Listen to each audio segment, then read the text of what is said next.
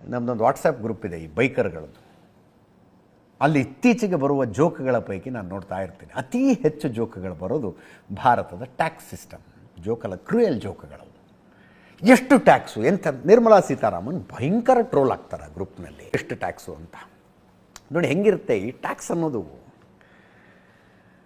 ನೀವು ದುಡಿದ್ರೆ ಟ್ಯಾಕ್ಸ್ ಕಟ್ಟಿ, ದುಡಿದು ಉಳಿತಾಯ ಮಾಡಿದರೆ ಟ್ಯಾಕ್ಸ್ ಕಟ್ಟಿ, ದುಡಿದು ದುಡ್ಡಿನಲ್ಲಿ ಆಸ್ತಿ ತಗೊಂಡ್ರೆ ಟ್ಯಾಕ್ಸ್ ಕಟ್ಟಿ, ಏನು ಬೇಡಪ್ಪ ಮಜಾ ಮಾಡ್ತೀವಿ ಅಂದರೆ ಟ್ಯಾಕ್ಸ್ ಕಟ್ಟಿ ಅಂತ. ನೀವು ಏನು ಮಾಡಿದ್ರೂ ಟ್ಯಾಕ್ಸ್ ಕಟ್ತಾ ಇರಿ ಅನ್ನೋದೇ ಟ್ಯಾಕ್ಸ್ ರೆಜಿಮು.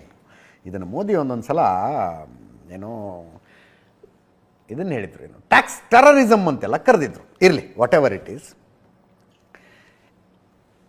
ಹಂಗೆ ನಡೀತಾ ಇರುವಾಗ ಸಂಜೆ ಏಕಾಏಕಿ ಒಂದು ಸುದ್ದಿ ಬಂತು, 15 ಲಕ್ಷದ ತನಕದ ತೆರಿಗೆ ಟ್ಯಾಕ್ಸ್ ಫ್ರೀ 15 ಲಕ್ಷದ ತನಕದ ಆದಾಯ ಟ್ಯಾಕ್ಸ್ ಫ್ರೀ ಆಗಿಬಿಡ್ಬೋದು ಅಂತ. ನಾನು ಫಸ್ಟಿಗೆ ಡೇಟ್ ನೋಡಿದೆ, ಏಪ್ರಿಲ್ 1 ಏನಲ್ವಲ್ಲ, ಇದು ಯಾರು ಹಿಂಗೆ ಜೋಕ್ ಮಾಡ್ತಿದ್ದಾರೆ ಅಂತ. ಆಗುವ ಸಾಧ್ಯತೆ ಇದೆಯಾ ಗೊತ್ತಿಲ್ಲಪ್ಪ, ಚರ್ಚೆ ಅಂತೂ ಆಗ್ತಾ ಇದೆ. ರಾಯ್ಟರ್ಸ್ ಸುದ್ದಿ ಸಂಸ್ಥೆಯಲ್ಲಿ ಇದು ಬಂದಿರುವುದರಿಂದ ಇದು ಬರೀ ವದಂತಿ ಅನ್ನೋದಕ್ಕಾಗೋದಿಲ್ಲ. ವದಂತಿ ಅನ್ನೋದಾದರೂ ಚೆನ್ನಾಗಿದೆ ವದಂತಿ. ಫೆಬ್ರವರಿ 1ನೇ ತಾರೀಕು ಬಜೆಟ್ ಮಂಡನೆ ಇರೋದು, ಅಲ್ಲಿ ತನಕ ಇದಾದರೂ ಖುಷಿಲಿ ಇರೋಣಂತೆ.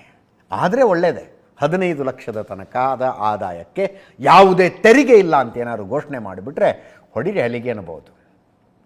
ಅಲ್ಲಿ ತನಕ ಒಂದು ಆಶಯದಲ್ಲಿರಬಹುದು. ಬೇರೆ ಬೇರೆ ಸ್ಲ್ಯಾಬ್ಗಳಿದ್ದಾವೀಗ, 5 ಲಕ್ಷದವ್ರಿಗಿಷ್ಟು, 10 ಲಕ್ಷದವ್ರಿಗಿಷ್ಟು, 15 ಲಕ್ಷದವ್ರಿಗಿಷ್ಟು ಅಂತ. 3 ಲಕ್ಷ 0%, 3 ಲಕ್ಷದ ತನಕದ ಆದಾಯ ಇದ್ದರೆ, 3ರಿಂದ 6 ಲಕ್ಷದ ಆದಾಯ ಇದ್ದರೆ 5%, 6ರಿಂದ 9 ಲಕ್ಷ ತನಕ ಆದಾಯ 10%, 9ರಿಂದ 12 15%, 12ರಿಂದ 15 ಲಕ್ಷ 20% ಟ್ಯಾಕ್ಸ್. ಇದನ್ನು ನ್ಯೂ ರೆಜಿಮು, ಓಲ್ಡ್ ರೆಜಿಮು, ಅಯ್ಯೋ ಅದನ್ನು ಸುಲಭವಾಗಿ ಅರ್ಥ ಆಗೋದಿಲ್ಲ. ಇದು ಸರಿಯಾಗಿ ಪ್ಲ್ಯಾನ್ ಮಾಡ್ಕೊಂಡ್ರೆ 5 ಲಕ್ಷದ ತನಕನೂ 7.5 ಲಕ್ಷದ ತನಕನೂ ನೀವು ತೆರಿಗೆ ಕಟ್ಟಬೇಕಾಗಿಲ್ಲ ಅಂತೆಲ್ಲ ಹೇಳ್ತಾರೆ. 7 ಲಕ್ಷ ತನಕ 1 ರೂಪಾಯಿನೂ ತೆರಿಗೆ ಕಟ್ಟಬೇಕಾಗಿಲ್ಲ ನೀವು 7 ಲಕ್ಷದ ತನಕ ಆದಾಯ ಇದ್ದರೆ ಅಂತ. ಅರ್ಥಾತ್ ತಿಂಗಳಿಗೆ 50,000 ರೂಪಾಯಿ ತನಕನೂ ಸಂಬಳ ಬಂದರೂ ಕೂಡ ನೀವು ತೆರಿಗೆ ಕಟ್ಟಬೇಕಾಗಿಲ್ಲ ಅಂತ. ಈಗ 15 ಲಕ್ಷಕ್ಕೆ ಹೋಗುತ್ತಂತೆ. ಅಂದರೆ 1 ಲಕ್ಷದ ಮೇಲ್ಪಟ್ಟು ಸಂಬಳ ಇದ್ದರೂ ಕೂಡ, 1.25 ಲಕ್ಷ ಸಂಬಳ ಇದ್ದರೂ ಕೂಡ ತೆರಿಗೆ ಕಟ್ಟಬೇಕಾಗಿಲ್ಲ ಅನ್ನೋ ಪರಿಸ್ಥಿತಿಗೆ ತಂದಿಡ್ತಾರಂತೆ. ಈ MTV ಸಿಟಿ ಯುಗದಲ್ಲಿ ಖುಷಿಯಾಗಿರುತ್ತೆ.